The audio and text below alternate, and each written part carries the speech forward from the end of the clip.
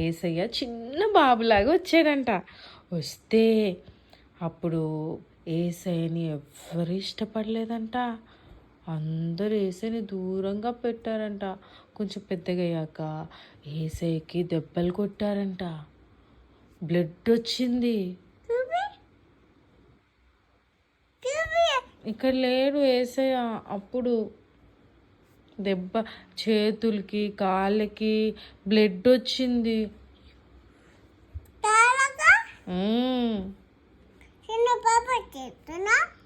చేతులకి కాళ్ళకి చాలా బాధ కదా. మరి యేసయ్యకి ఎందుకంత దెబ్బలు తగిలాయో తెలుసా?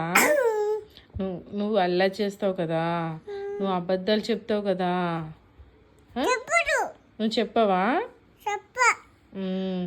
అబద్ధాలు చెప్తే నీకోసమేనా? యేసయ్య నీకోసమేనా చనిపోయారు? అవునా? యేసయ్యా, యేసయ్య పరలోకంలో ఉన్నాడు. ఇక్కడున్నాడు యేసయ్య.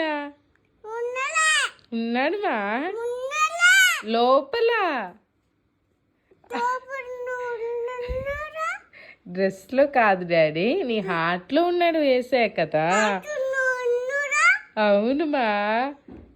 చెప్పు I love you Yesayya.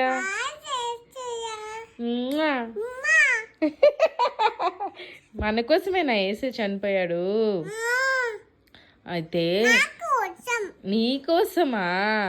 Okay okay, అందరి కోసమా?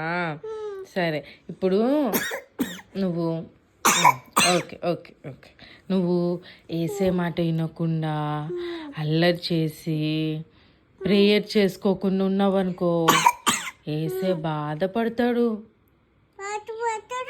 అవునమ్మా.